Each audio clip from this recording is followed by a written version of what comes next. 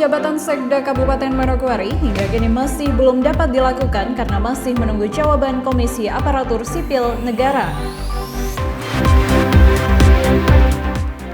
Bupati Pegunungan Arfak Yosia Saroy menghimbau semua sekolah di Pegunungan Arfak dapat belajar secara tatap muka, sebab Pegunungan Arfak masih dalam zona hijau.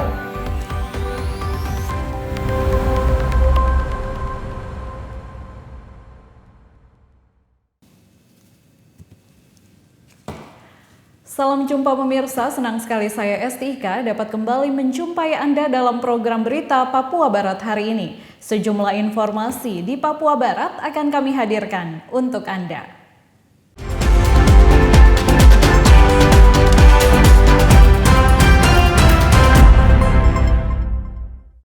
Inilah informasi selengkapnya. Pemirsa, dengan diaktifkan Depo Arsip Dinas Kearsipan dan Perpustakaan Provinsi Papua Barat, maka Gubernur berharap agar adanya dukungan dari seluruh pimpinan organisasi perangkat daerah serta lembaga vertikal dengan menyimpan arsip dokumennya pada Depo Arsip.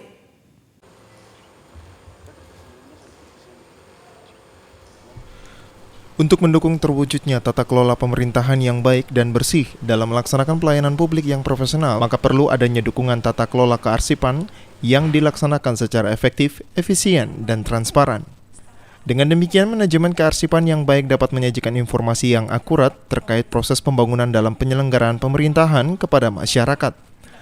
Khusus di Provinsi Papua Barat, Depo Arsip telah dibangun menggunakan APBD tahun 2015 dan diresmikan pada tahun 2017. Namun terkendala sarana pendukung sehingga Depo Arsip baru bisa diaktifkan pada tanggal 17 Maret 2021. Kepala Kantor Kearsipan dan Perpustakaan Papua Barat Abdul Fatah mengatakan, diaktifkannya Gedung Arsip Papua Barat adalah untuk mensosialisasikan kepada pimpinan OPD terkait penyimpanan arsip yang representatif. Lebih lanjut ditambahkan, untuk dokumen yang bisa disimpan pada Depo Arsip antara lain, dokumen statis, dokumen bangunan, sertifikat tanah, dokumen kendaraan dinas, dan juga dokumen penting lainnya. Bahwa Depo Arsip, Dinas Kearsipan dan Perpustakaan Papua Barat siap menyimpan dokumen-dokumen penting agar publik tidak meragukan untuk menyerahkan arsip statisnya kepada lembaga kearsipan daerah, dalam hal ini Dinas Kearsipan dan Perpustakaan Provinsi Papua Barat. Adapun arsip yang dapat disimpan di Depo Arsip ini yaitu arsip statis yang sudah dilakukan seleksi atau penyusutan dari masing-masing OPD maupun instansi vertikal.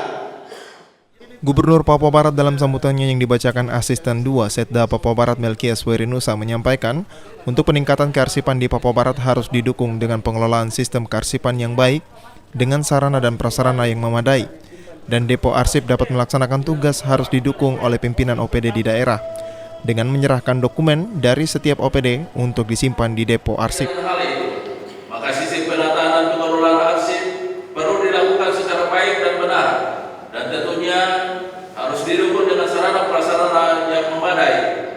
Salah satu tempat yang wajib bagi kearsipan adalah ruang penyimpanan arsip yang lebih dikenal dengan nama Depo Arsip, di mana ruang penyimpanan arsip ini merupakan suatu gedung yang dirancang dengan struktur yang khusus, yang bersih, bebas dari serangga atau hama, air, dan juga memiliki suhu ruangan yang tidak terlalu lembab ataupun panas, serta pengaturan penerangan yang baik guna memenuhi kebutuhan terhadap perlindungan arsip, serta mengutamakan adanya pemeliharaan dan perawatan arsip secara baik dan benar.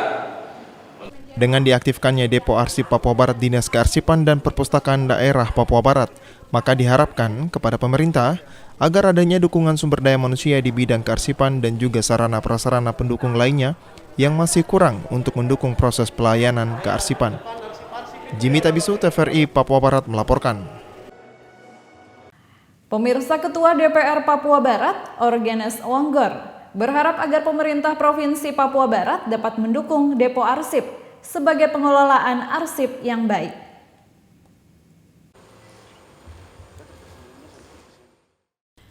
Setelah diaktifkan Depo Arsip Papua Barat pada tanggal 17 Maret 2021 yang dikelola oleh Dinas Kearsipan dan Perpustakaan Provinsi Papua Barat, diharapkan pemerintah Provinsi Papua Barat dapat mendukung pelaksanaan kearsipan dengan menyiapkan sumber daya manusia dan juga sarana prasarana pendukung lainnya. Ketua DPR Papua Barat, Orgenes Wonggor, saat diwawancarai mengatakan kehadiran Depo Arsip sangatlah penting dalam membantu pemerintah daerah karena saat ini pemerintah sangat lemah dalam hal dokumen daerah. Dengan adanya data dokumen yang diarsipkan, maka dapat menjadi data pemerintah saat ini dan yang akan datang. Lebih lanjut disampaikan agar adanya dukungan penganggaran dari pemerintah. Paling penting itu ya ada dokumen yang harus disimpan, kemudian ini menjadi data bagi kita dan juga generasi yang akan datang. Ya ini sangat penting, artinya hari ini sudah ada peresmian, kemudian memang paling penting bagaimana ada dukungan juga dari pemerintah ya berkaitan penganggaran. Ya karena ya tadi sambutan Pak Kadis sudah menyampaikan bahwa memang ada kekurangan yang kita sendiri lihat juga, banyak kekurangan yang ada dan memang ini harus segera untuk mendapat respon daripada pemerintah. Ya, kemudian sementara itu, Kepala Ombudsman Republik Indonesia Perwakilan Papua Barat, Musa Yosep Sombuk mengatakan, dengan diaktifkan Depo Arsip merupakan langkah awal yang baik dilakukan oleh pemerintah sehingga dukungan harus diberikan. Karena ketika pemerintah tidak memiliki arsip, maka pemerintah akan berjalan tanpa arah tujuan. Jadi dari Ombudsman kami mengapresiasi langkah Pemda ini. Dan sebagai langkah awal kita harus mendorong terus. Dan kita berharap Pak pimpinan daerah dan DPR ya melalui BPD-nya bisa menunjang fasilitas ini. Tidak punya arsip sama dengan kita berjalan ke depan buta. Berangkat dari mana? Itu kan semua arsip yang mendukung itu satu. Yang kedua kita berharap dengan depo ini kemudian ada manajemen arsip yang lebih baik. Karena arsip itu berada di sejumlah instansi dan harus bermuara di sini. Karena ada dokumen-dokumen yang aktif mungkin masih di sana, tapi yang sudah tidak aktif sudah diarsipkan. Dengan diaktifkan Depo Arsip pada Dinas Kearsipan dan Perpustakaan Papua Barat, diharapkan ada manajemen arsip yang lebih baik, serta ada bekapan dokumen, dan juga diharapkan ada inovasi selain arsip yang dibuat secara fisik, tetapi ada juga arsip yang berbentuk digital. Jimmy Tabisu, TVRI Papua Barat, melaporkan. Pemirsa, lelang jabatan Sekda Kabupaten Manokwari hingga kini masih belum dapat dilakukan karena masih menunggu jawaban Komisi Aparatur Sipil Negara (KASN). Berikut informasinya. Salah satu tugas pejabat sementara Sekda Kabupaten Manokwari saat dilantik akhir 2020 lalu adalah membentuk panitia seleksi atau pansel Sekda. Sehingga Kabupaten Manokwari memiliki Sekda definitif dalam menjalankan tugas-tugas pemerintahan.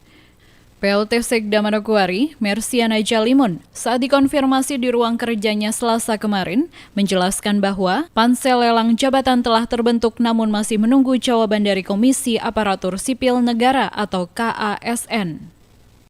Masalah untuk lelang jabatan Sekda, kita masih sementara menunggu jawaban dari KASN. Kalau jawaban itu sudah ada, kita bisa buka. Bagi yang memiliki syarat bisa mendaftar. Intinya kita masih menunggu surat jawaban dari KASN sebagai dasar pelaksanaan. Jadi kita belum bisa bergerak karena belum ada surat jawaban dari KASN. Diharapkan dalam waktu tidak terlalu lama jawaban sudah ada sehingga kita bisa laksanakan lelang jabatan untuk Sekda. Dikatakan PLT Sekda bahwa jawaban dari KASN yang sedang ditunggu merupakan dasar dari pelaksanaan lelang jabatan untuk itu sampai saat ini. Panitia seleksi yang diketuai olehnya belum dapat bekerja secara maksimal, sehingga diharapkan dalam waktu dekat KASN dapat memberikan jawaban. Oke, ada jawaban baru kita bisa bergerak atau bisa melaksanakan tugas itu karena sebagai dasar juga. Kan harus ada dasar baru kita bisa kerja. Itu artinya karena pengumuman terkait masalah, kan ada persyaratan-persyaratan yang harus nanti dipenuhi, sehingga dari KASN sudah berikan jawaban dan kita di sini sudah bergerak seleksi lelang ini, cuma kita masih menunggu surat itu.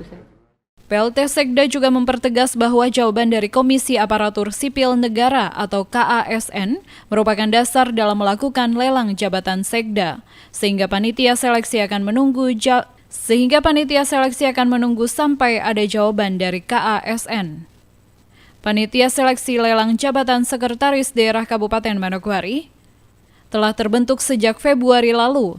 Sebanyak 5 orang yang diketuai oleh PLT Sekda Mersiana Jalimun dan akan melibatkan pihak akademisi serta Badan Kepegawaian Negara dalam pansel. Arina Irianan, TVRI Papua Barat, melaporkan. Informasi selanjutnya akan hadir setelah jeda berikut ini. Tetaplah bersama kami.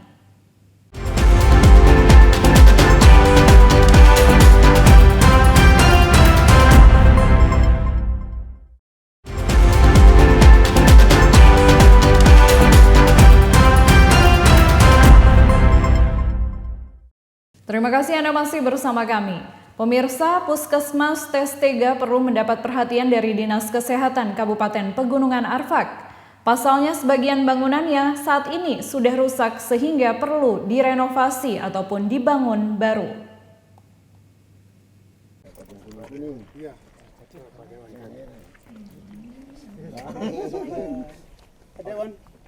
Hal tersebut diungkapkan Kepala Puskesmas Testega, Yunus Doansiba, saat Bupati Pegunungan Arfak Yosea Saroy meninjau Puskesmas Testega ketika melakukan kunjungan kerja. Dalam aspirasinya, Kepala Puskesmas Testega beserta para tenaga kesehatan mendesak Dinas Kesehatan untuk membangun puskesmas modern beserta kelengkapannya. Rumah tinggal bagi Kepala Puskesmas beserta tenaga kesehatan. Selain itu, dalam beberapa bulan terakhir, petugas puskesmas sudah tidak lagi menerima uang lauk pauk, insentif hingga operasional Kepala Puskesmas, tunjangan fungsional petugas kesehatan, dana BPJS, serta insentif corona petugas kesehatan. Tak hanya itu, para petugas keluhkan tidak adanya dana operasional mobil ambulans yang selama ini menunjang tugas pelayanan. Aspirasi Puskesmas Testega kepada Bupati Pegunungan Arfak. 1.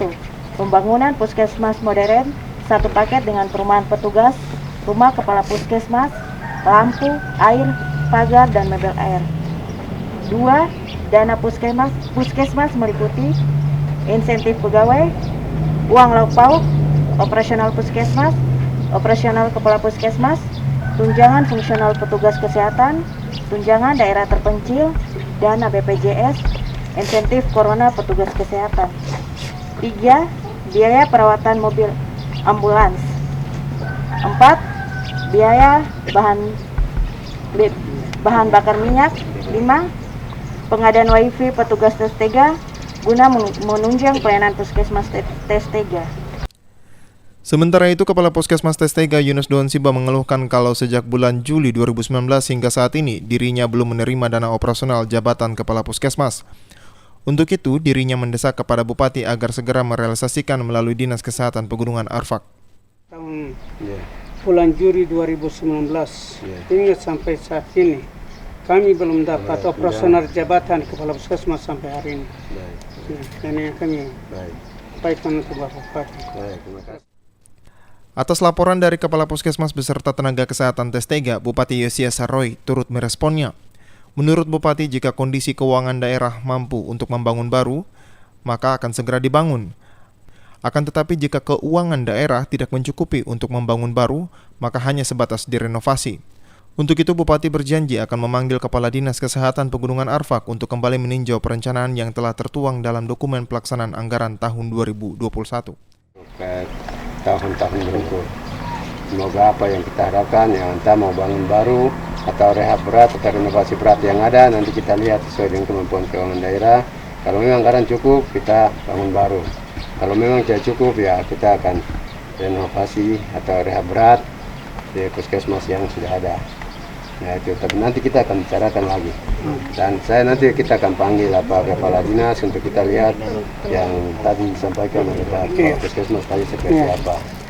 Ya itu yang mungkin saya menanggapi sementara, tapi yang lebih jelas nanti saya panggil dulu kira-kira perencanaan dan anggaran yang di tahun ini puskesmas apa yang dibangun. Kira-kira kita bisa geser atau tidak sebelum kontrak pekerjaan fisik di tahun anggaran 2021 ini berjalan.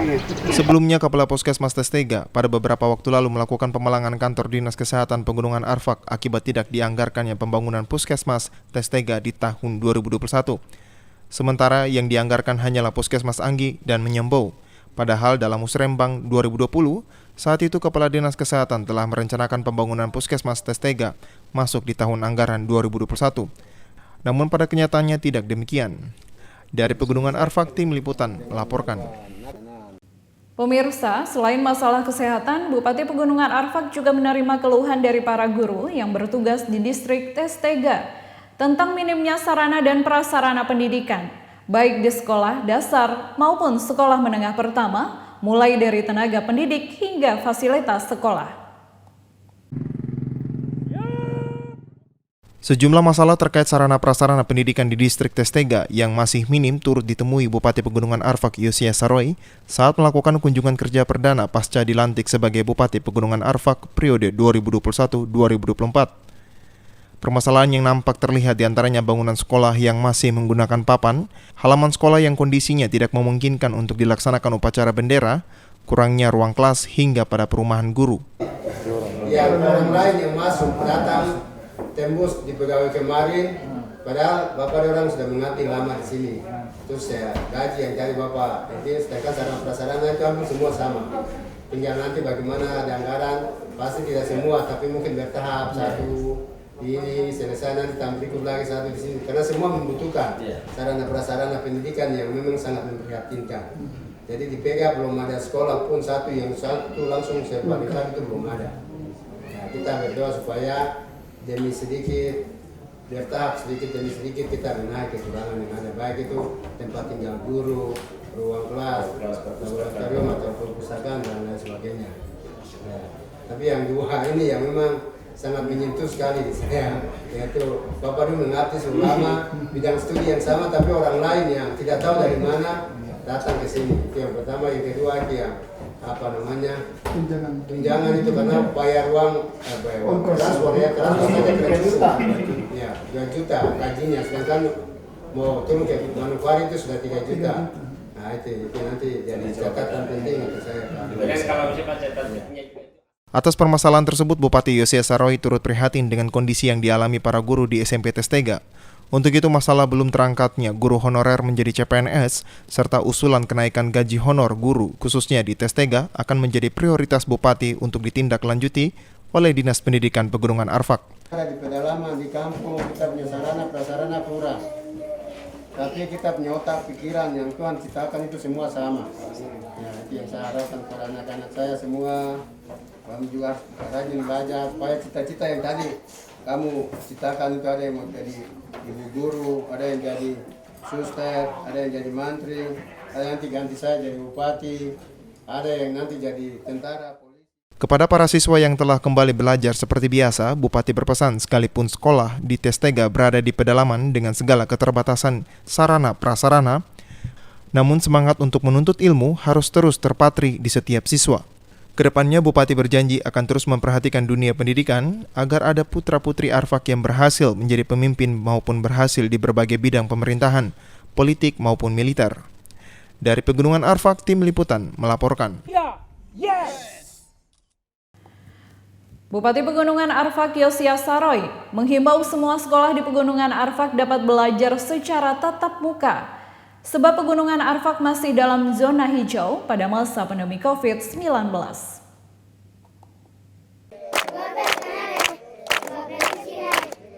Sekalipun sekolah-sekolah di sejumlah kabupaten kota di Provinsi Papua Barat masih melaksanakan pembelajaran secara online atau daring, namun khusus di Pegunungan Arfak proses belajar mengajar tetap dilakukan secara tatap muka.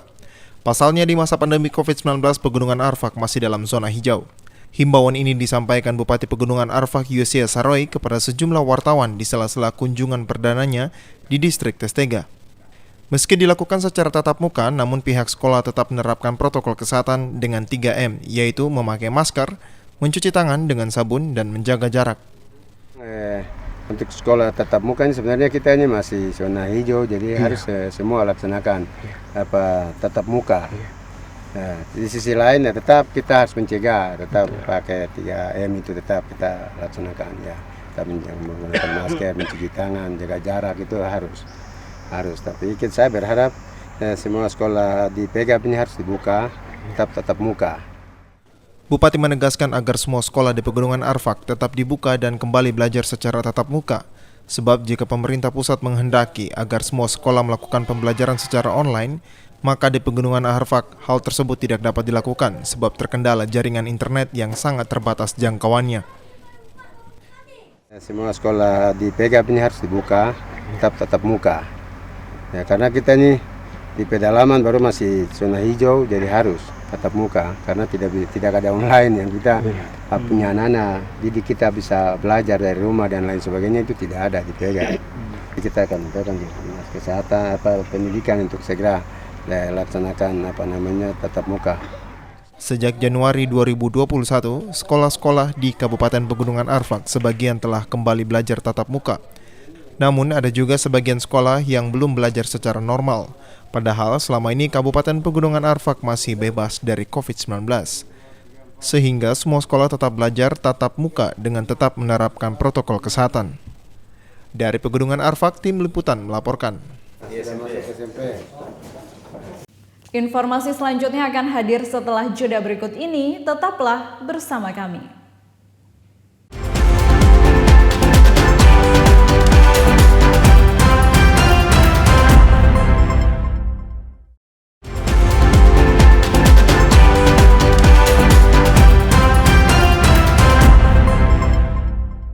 Terima kasih Anda masih bersama kami. Pemirsa, Bupati Fakfak Muhammad Uswanas berharap agar aparatur sipil negara dapat mendukung program kerja Bupati dan Wakil Bupati Fakfak periode 2021-2025. Bupati Fakfak Muhammad Uswanas yang didampingi Wakil Bupati Abraham Sopaheluakan memimpin apel besar ASN Kabupaten Fakfak yang dihadiri pimpinan organisasi perangkat daerah serta pejabat eselon. Usai gelar apel, Bupati menegaskan bahwa dalam arahannya kepada para ASN agar adanya tingkat disiplin dan loyal kepada Bupati terpilih Fakfak, Untung Tamsil dan Wakil Bupati terpilih Yohana Dina Hindom. Saya tadi kasih tahu mereka untuk tingkatkan disiplin kerja, kemudian harus tingkatkan profesionalisme, dedikasi dan loyalitas untuk mendukung sepenuhnya Bupati dan Wakil Bupati terpilih, ya, Pak Untung sama Ibu Yohana. Apapun yang terjadi memang dinamika pemerintahan begitu kan. Artinya saya dengan Pak Wakil kan sudah harus turun, ya, tanggal 24 nanti. Nah itu berarti nanti akan dilanjutkan oleh Bupati terpilih dan Wakil Bupati terpilih. Saya sudah memberikan arahan kepada mereka termasuk hal-hal teknis menyangkut pengawasan, laporan pertanggungjawaban keuangan dan sebagainya. Saat yang sama, Wakil Bupati Fakfak Abraham Sopaheluakan dalam pesannya kepada ASN agar tetap semangat bekerja, tetap loyal kepada pemimpin, serta turun ke lapangan untuk bertemu dengan masyarakat. ASN Fakfak tetap semangat bekerja. Kepemimpinan itu seni, harus loyalitas untuk pemimpin yang baru. Jangan bicara lain, kemudian lain. Jadi apa yang dibicarakan, apa yang disampaikan harus dibuktikan juga di lapangan. Dan rajin-rajinlah turun kepada masyarakat. Bupati juga mengajak masyarakat untuk bergandengan tangan untuk mendukung pemimpin yang terpilih pada pemilu 2020 lalu. Dan pada kesempatan tersebut, Bupati juga menyampaikan permohonan maaf kepada masyarakat dan awak media saat kepemimpinannya sebagai Bupati Fakfak. Dari Fakfak, Frans Tamaela, TVRI Papua Barat, melaporkan. Kita beralih ke informasi lain. Sebanyak 56 personel kepolisian di jajaran Polres Manokwari menjalani vaksinasi COVID-19. Hal tersebut merupakan upaya untuk memutus mata rantai penyebaran COVID-19 di lingkungan Polres Manokwari. Pelaksanaan vaksinasi tahap kedua berlangsung dari tanggal 4 Maret hingga April 2021 dengan sasaran untuk pelayanan publik yaitu anggota TNI dan Polri, Satpol PP, anggota perangkat distrik atau kelurahan, anggota DPR, DPRD, dan aparatur sipil negara, serta pelayanan publik lainnya. Khusus di Polres Manokwari, dari 500 personil, hanya 56 personil yang dapat diberikan vaksin COVID-19. Kapolres Manokwari melalui Wakapolres Kompol Andarias Lipang, yang ditemui sejumlah awak media mengatakan dari 500 anggota Polres Manokwari, ada sekitar 56 orang yang sudah menjalani penyuntikan vaksin COVID-19. Andarias menambahkan anggota yang belum divaksin saat ini dikarenakan jumlah dosis yang terbatas, sehingga bagi anggota yang belum divaksin akan dilakukan pada bulan April. agar seluruhnya bisa terlayani bersama dengan keluarga di lingkup Polres Manokwari. Hari kedua anggota Polres Manokwari baru 56 anggota Polres Manokwari dari 500 sekian. Baru 56 yang siap. 56 yang sementara sudah vaksin sampai dengan hari ini. Karena memang dari Dinas Kesehatan kemarin hanya memberikan 45. Sementara itu, salah satu anggota Polres Manokwari, Bribka Junior Rumadiga, yang juga mengikuti vaksin, merasa senang dengan adanya vaksinasi COVID-19 bagi anggota Polres Manokwari. Selain itu, dengan adanya vaksinasi, seluruh anggota dapat terhindar dari paparan COVID, mengingat pihak kepolisian merupakan garda terdepan bersama pihak kesehatan dalam mencegah penyebaran COVID-19 di Kabupaten Manokwari. Sangat bagus sekali acara program COVID ini. Dari pihak kepolisian sangat antusias sekali dengan adanya program vaksinasi COVID-19 ini. Berarti untuk dari segi vaksin itu mencegah ini banyak penularan COVID banyak. Siap. Dengan adanya vaksinasi yang dilaksanakan pada tahap kedua di seluruh Indonesia, maka diharapkan dapat memutus mata rantai penyebaran COVID-19 serta meningkatkan kekebalan tubuh bagi anggota dan masyarakat. Jimmy Tabisu, TVRI Papua Barat melaporkan.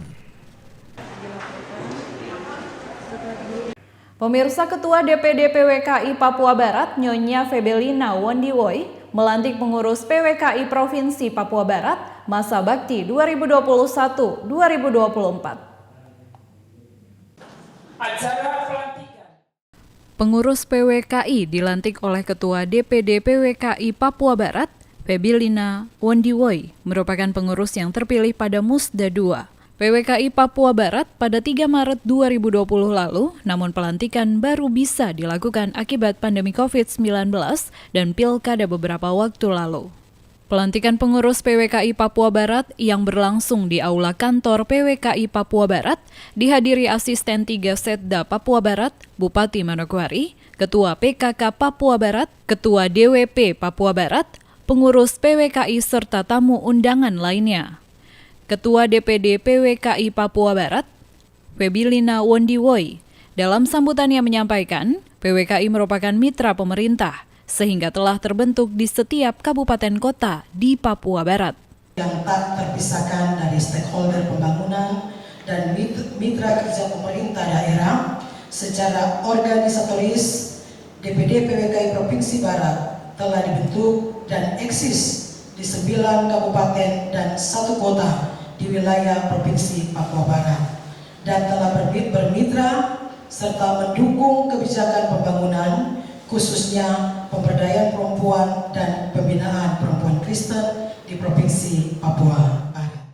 Sebagai mitra pemerintah dalam mendukung program pemerintah, untuk itu pembinaan serta dukungan berkelanjutan sangatlah diharapkan. Untuk mendukung kinerja organisasi DPD PWKI Provinsi Papua Barat ke depan agar tetap eksis membangun sinergitas yang harmonis dengan pemerintah daerah, maka kami sangat mengharapkan dukungan dan pembinaan yang berkelanjutan setiap tahun terhadap eksistensi, peran dan fungsi DPD PWKI Provinsi Papua Barat.